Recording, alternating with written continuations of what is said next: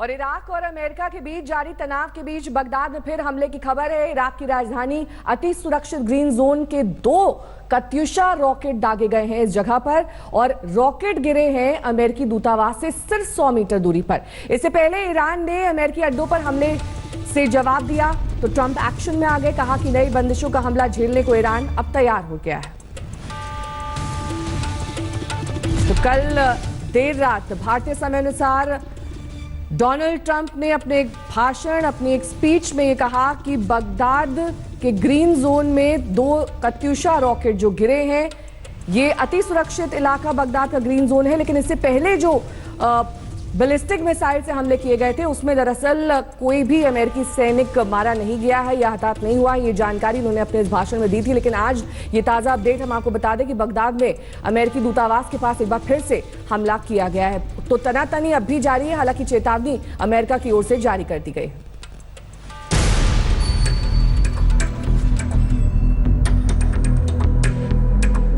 Iraq में America के 2 सैन्य ठिकानों पर ईरान के मिसाइल हमले के करीब 24 घंटे के अंदर अमेरिकी राष्ट्रपति दुनिया से मुखातिब थे। सबकी उत्सुकता इस बात में थी कि कमांडर कासिम सुलेमानी की हत्या के बदले में ईरान ने अमेरिकी हितों पर जो मिसाइल हमला किया है उसका ट्रंप किस तरह जवाब देते हैं। लेकिन उम्मीद के विपरीत उन्होंने ऐसा कुछ नहीं कहा जिससे तनाव में इजाफा हो। Our missiles are big, powerful, accurate, lethal and fast. Under construction are many hypersonic missiles. The fact that we have this great military and equipment, however, does not mean we have to use it. We do not want to use it. American strength, both military and economic, is the best deterrent. Trump का संकेत साफ है कि Iran पर और सैनिक ताकत का इस्तेमाल करना अमेरिकी एजेंडे में नहीं है। लेकिन ट्रंप ने ईरान में और सख्त आर्थिक पाबंदी लगाने का ऐलान करते हुए साफ कर दिया कि वो अमेरिकी राष्ट्रपति होते हुए कभी ईरान को परमाणु शक्ति नहीं बनने देंगे। उन्होंने चीन, रूस, फ्रांस और ब्रिटेन जैसे देशों से ईरान के खिलाफ अमेरिका के साथ आने की भी अपील की। Iran must abandon its nuclear ambitions and end its support for terrorism. The time has come for the United Kingdom, Germany, France, Russia, and China to recognize this reality. They must now break away from the remnants of the Iran deal, or JCPOA. And we must all work together toward making a deal with Iran that makes the world a safer and more peaceful place. शुक्रवार को America ने drone हमले में Iran के commander general Qasem Sulemani को मार गिराया था, जिससे ईरान बुरी तरह भड़का हुआ है। लेकिन ट्रंप ने अमेरिकी फैसला को सही बताते हुए फिर दोहराया कि सुलेमानी आतंकी था और उसे पहले ही खत्म कर दिया जाना चाहिए था। सुलेमानी के जनाजे में अमेरिका की मौत के नारे पर ट्रंप ने कड़ा पलटवार किया। The United States military eliminated the world's top terrorist, Qasem Soleimani.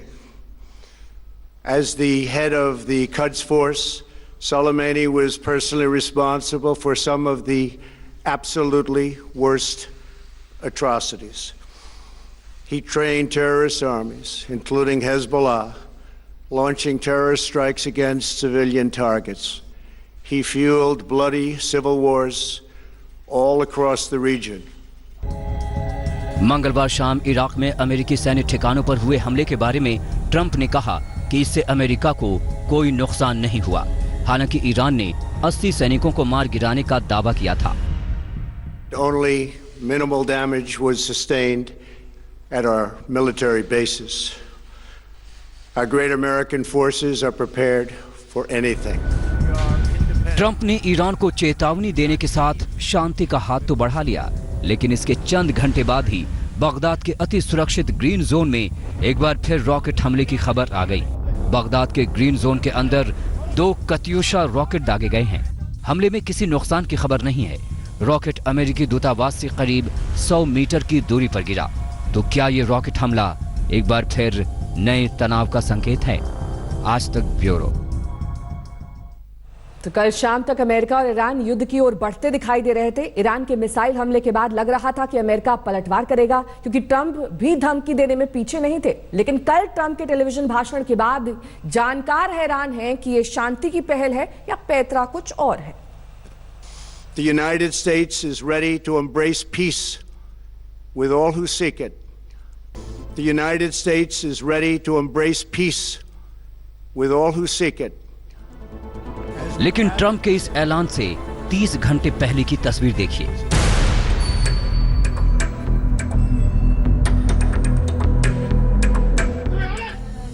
ये इराक में अमेरिकी सैन्य अड्डों पर ईरान के मिसाइल हमले की तस्वीरें हैं। ईरान कह रहा है कि उसने अमेरिकी सैन्य अड्डों पर हमले करके जनरल कासिम सुलेमानी की मौत के बदले की कसम को निभाया है।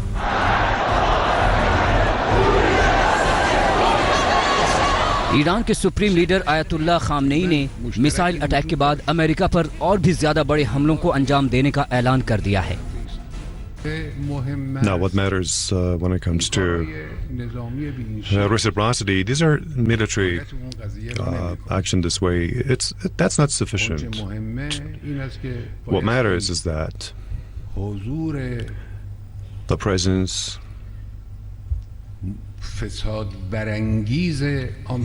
of America, that's a source of corruption in this region, that should come to an end.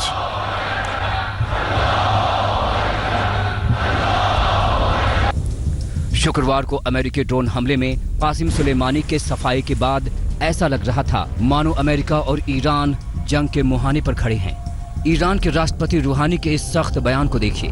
तुमने हमारे जनरल सुलेमानी के हाथ को काटा, हम इस पूरे इलाके से तुम्हारे पैर काट देंगे। इस्लामिक रेवोल्यूशनरी गार्ड्स कोर के मेजर जनरल बाकरी ने कहा कि ईरान ने अभी सिर्फ अपनी सैन्य क्षमताओं की झांकी दिखाई है। अगर अमेरिका ने फिर हमला किया तो और सख्त जवाब दिया जाएगा। रेवोल्यूशनरी गार्ड्स ने अमेरिका को चेतावनी दी कि ईरान ने मध्य पूर्व में अमेरिका के करीब 100 टारगेट की पहचान कर रखी है। अगर वॉशिंगटन किसी जवाबी कार्रवाई की कोशिश करता है तो ईरान इन ठिकानों को तबाह कर देगा। यानी सुलेमानी की मौत से बौखलाया ईरान चौतरफा संकेत दे रहा था कि वो अमेरिका से खुली जंग के लिए तैयार है। यहाँ तक ट्रंप भी परसों तक यही कह रहे थे कि वो भी इससे निपटने को तैयार हैं। उन्होंने ईरान के 52 ठिकानों को तबाह करने की धमकी भी दी थी। We're prepared. We're totally prepared. And likewise, we're prepared to attack if we have to, as retribution. ऐसे में बड़ा सवाल यह है कि ईरान के मिसाइल हमले पर ट्रंप ने अपेक्षाकृत नरम प्रतिक्रिया क्यों दी? क्या ये नए तरीके की कूटनीति है? क्योंकि मिसाइल हमले के बाद ईरान ये कहकर खुश हो सकता है कि उसने सुलेमानी की मौत का बदला ले लिया, और उधर ट्रंप ये दावा करेंगे कि सुलेमानी को मारकर उन्हें जो संदेश देना था दे चुके। कुल मिलाकर दुनिया के लिए राहत की बात यह है कि टकराव टल गया है। आज तक ब्यूरो। लेटेस्ट खबरों के लिए यूं ही देखते रहिए आज तक, और इस वीडियो के पसंद आने पर लाइक, शेयर एंड सब्सक्राइब करना ना भूलें।